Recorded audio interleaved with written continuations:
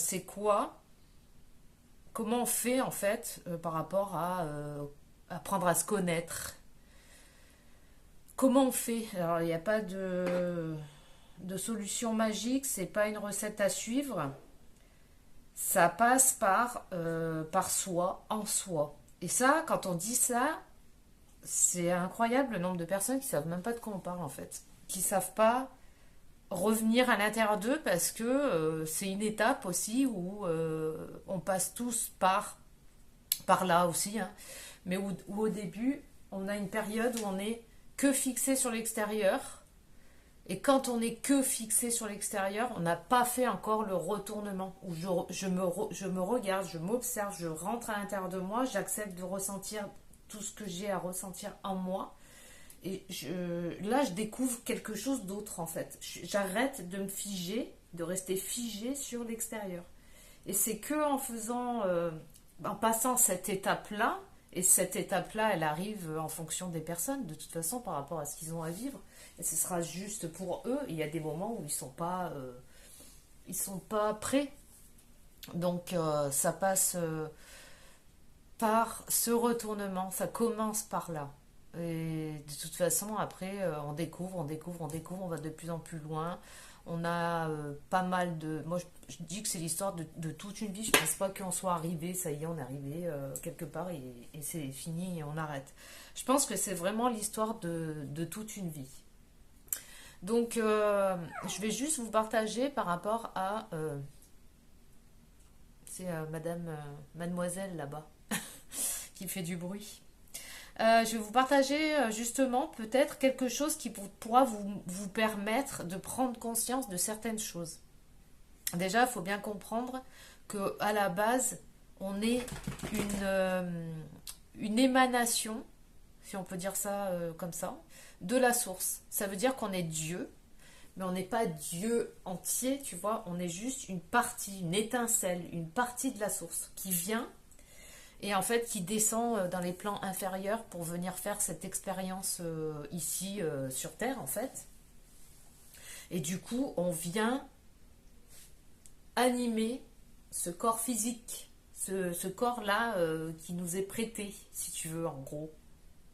Parce que, comme on est une émanation de la source, une sorte d'énergie là, émanée de la source, une conscience qui descend du grand tout, de la grande conscience, en fait, si tu veux, on n'est que de l'énergie. Donc, pour venir animer ce corps, pour venir faire l'expérience de la matière physique de la Terre, sur Terre, on est bien obligé de traverser tout ça et de descendre et de prendre un corps qui nous est prêté.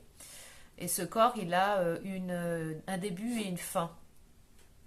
Donc on descend dans le plan physique, c'est là où on parle de l'ego, où on est tous bien distincts les uns des autres.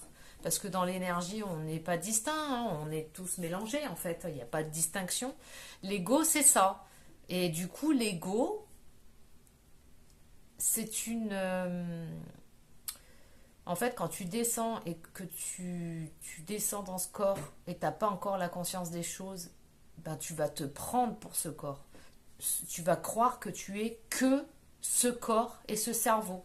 Et ça, c'est justement au moment encore où tu es que figé sur l'extérieur, où tu n'as pas fait ce truc, ce moment de retournement intérieur.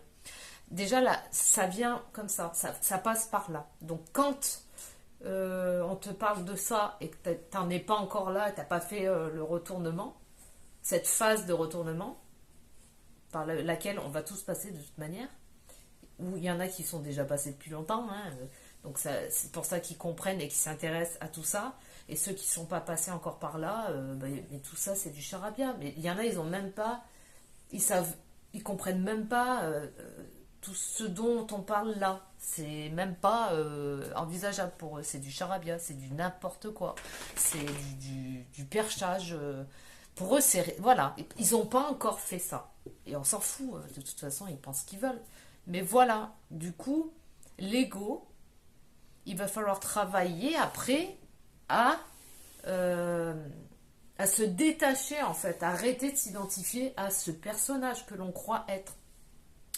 Donc il y a le plan physique avec l'ego, Ensuite, le corps, il fonctionne comment? Il fonctionne aussi avec un plan émotionnel, donc tout ce qui est en lien avec les émotions.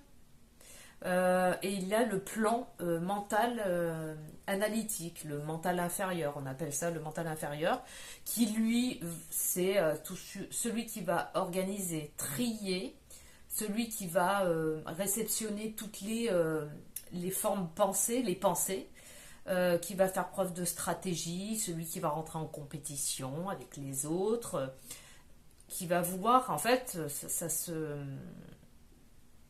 matérialise par un contrôle. Je veux tout contrôler. Donc, il va falloir voir tous ces trois, le plan physique, le plan émotionnel et le plan mental inférieur. Et lisser un petit peu tout ça. Ces trois parties, en fait, il faut bien prendre conscience que ces trois parties-là sont des outils à remettre au service de plus grand. Ça veut dire la plus grande conscience. Je ne suis pas, donc la désidentification, je ne suis pas le mental, je ne suis pas les émotions, je ne suis pas le corps physique, hein, je ne suis pas l'ego. Donc si tu prends conscience de ça, je répète, je ne suis pas le mental, je ne suis pas les émotions, je ne suis pas l'ego, je ne suis pas mon corps, je viens juste emprunter ce corps pour traverser cette vie. Alors, qui suis-je? Du coup, tu arrêtes de t'identifier en fait à tout ça. Et c'est là où tu fais ce retournement, tu prends du recul là. Et en fait, qui suis-je?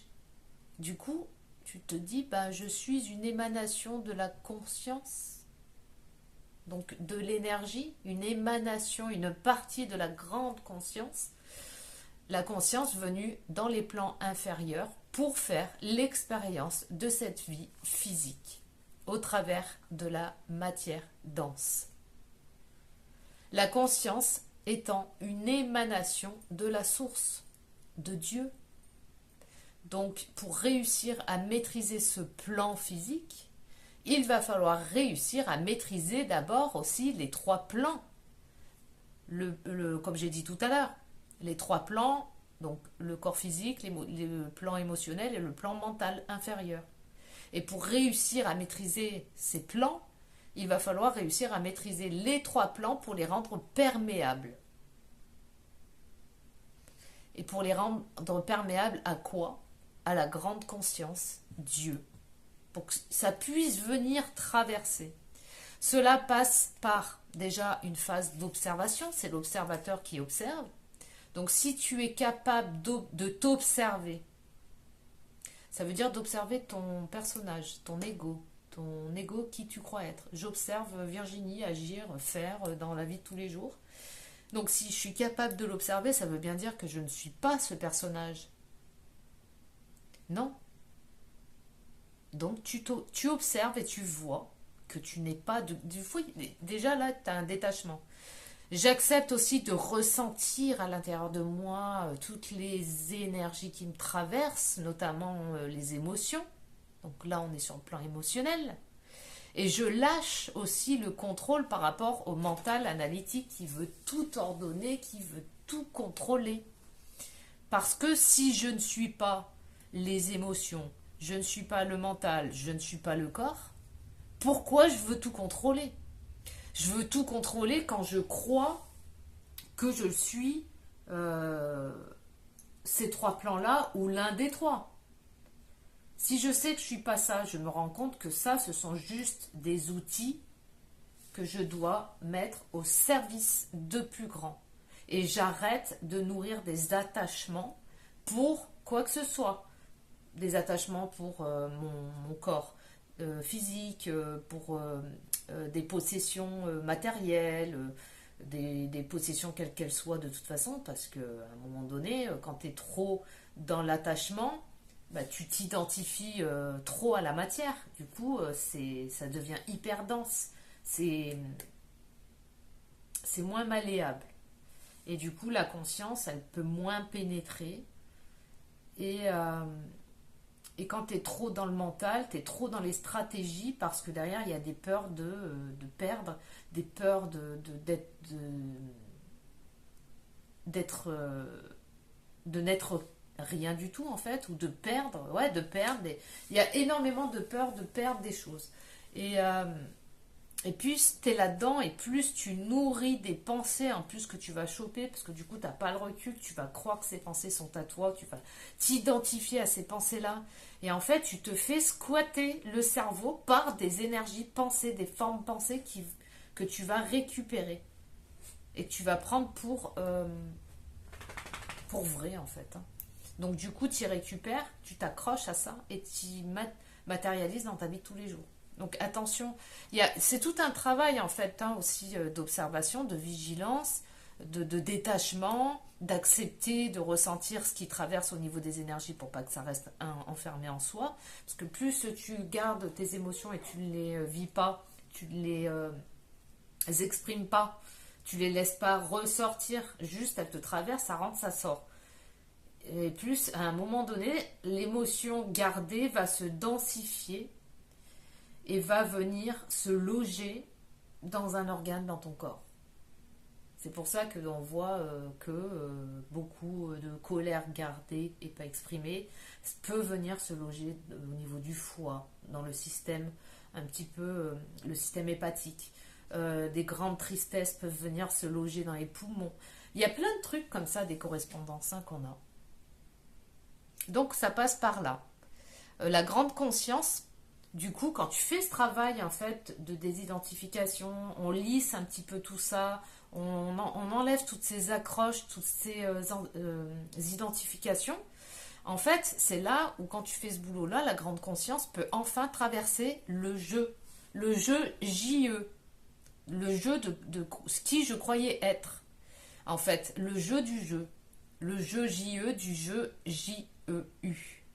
En fait, le jeu du jeu se fond, se lisse, et il n'y a plus identification au personnage, donc la conscience traverse, la vibration augmente, et je suis là de plus en plus au service de Dieu. Je n'ai plus en fait à ce moment-là de désir égotique, de besoin de possession, ni de sentiment de besoin superflu en fait. Tout s'harmonise. Même s'il m'est attribué des choses matérielles, je sais que cela sert le grand tout. Donc j'arrête de tout m'attribuer en fait. Dieu répond toujours de toute façon aux besoins naturels, les besoins essentiels qu'on a quand on traverse cette vie. On a besoin donc du corps qui nous est donné, qu'on devra rendre quand on partira hein, de toute façon. On a besoin d'un toit qui nous sera donné aussi. On aura la possibilité de trouver un toit pour pas être dehors. Hein. On a aussi des besoins essentiels comme manger, s'habiller. Donc tout ça, quand on prend conscience de vraiment, véritablement de ça, on a fait ce retournement en soi, on n'est plus dans les manques, on n'est plus dans les besoins de possession, on n'est plus dans la victimisation. On n'est plus, les besoins sont comblés en fait. Et on est juste un outil, on devient cet outil qui est au service de beaucoup plus grand. On se donne, on nous a donné vie par cette étincelle qui s'est détachée, cette conscience qui s'est détachée de la grande conscience universelle, pour quelque chose en particulier, pour comment dire, s'expérimenter. Mais c'était pas pour que quand tu viens cette conscience qui se détache pour s'expérimenter, c'était pas pour que cette conscience croie qu'elle est séparée en fait. Ça peut donner l'illusion d'être séparé, mais on n'est pas séparé, cette grande conscience, puisqu'après quand on part, on redonne tout, le corps. Quand tu pars, tu récupères pas ta maison, tes vêtements, toutes tes possessions, tu pars tout nu comme t'es arrivé. Hein.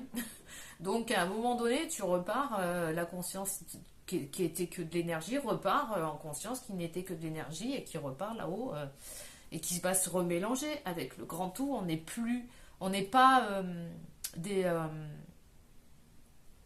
des jeux d'ego. Tu sais, on n'est pas un ego en fait, hein.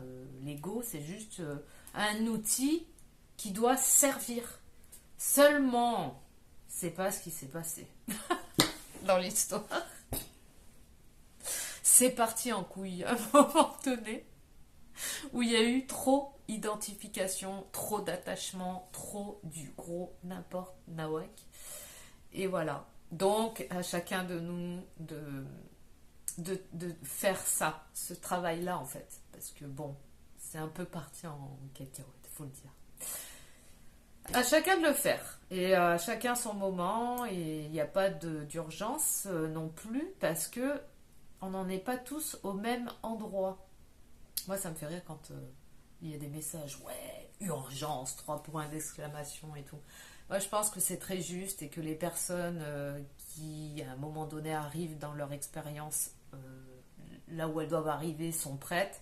La vie fait que c'est bon, faut arrêter de petits côtés. Donc voilà, voilà le petit message que je voulais faire passer. En attendant, je vous souhaite une excellente journée et puis on se dit à bientôt.